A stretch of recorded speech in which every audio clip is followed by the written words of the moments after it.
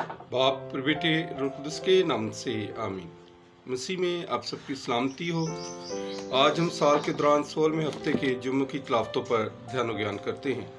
आज की पहली तिलावत यिर्मयाह नबी और उसके 3 बाब में से ली गई है और आज की अंजील मुकद्दस मत्ती की अंजील और उसके 13वें बाब में से। यिर्मयाह नबी उन लोगों को जो खुदा से फिर चुके हैं, वो लोग जो खुदा से दूर जा चुके हैं, जिन्होंने अपनी राहें और रास्ते खुदा से अलग कर लिए हैं, खुदा के पास आने की दावत देता है कि अगर तुम पूरे दिल से खुदावंद पर ईमान लाओगे और उसकी तरफ लौट आओगे, उस पर ईमान लाते हुए उसकी तरफ रजू करोगे, तो खुदा तुमको हिकमत और दनाई से भर देगा, क्योंकि दुनिया की सब कौमें उसके सामने जवाबदेह होंगी और उसका दीदार करेंगी, यहाँ तक कि हर एक घुटना उसके नाम से झुक जाएगा।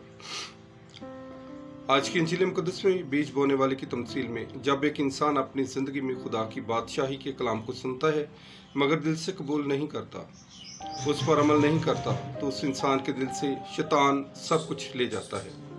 क्योंकि खुदा का कलाम एक बीज है और मुख्तलिफ किस्म की ज़मीन इंसान के दिलों की नुमाइंदगी करती है और ये मुख्तलिफ अमाल के ज़ेरे असर फल लाती है। लेकिन अगर एक इंसान जो खुदा के कलाम को सुन तो लेता है मगर अपने दिल में उसे घर करने नहीं देता, ना उसे समोने देता है, कलाम की खुशखबरी के लिए उसे आज़ारसानियों का सामना करना पड़ता है, तो वह अपनी मुसीबत और मुश्किलात की वजह से फ़ौरन रास्ता बदल लेता है, ऐशो इशरत आराम से ज़िंदगी बसर करने की जुस्तजू करता और कलाम को बढ़ने नहीं देता है। लेकिन जो इंसान इस पर अपने सारे दिल अपनी सारी जान से अमल करता है और उसकी इक़्तिदार के मुताबिक ज़िंदगी बसर करता है, तो उसका फल ज़्यादा होता है और वो फल लाता है।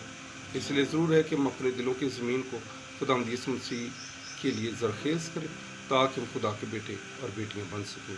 आज का दिन मेरे लिए, आपके लिए बाइस बरकत ठहरे। आमीन।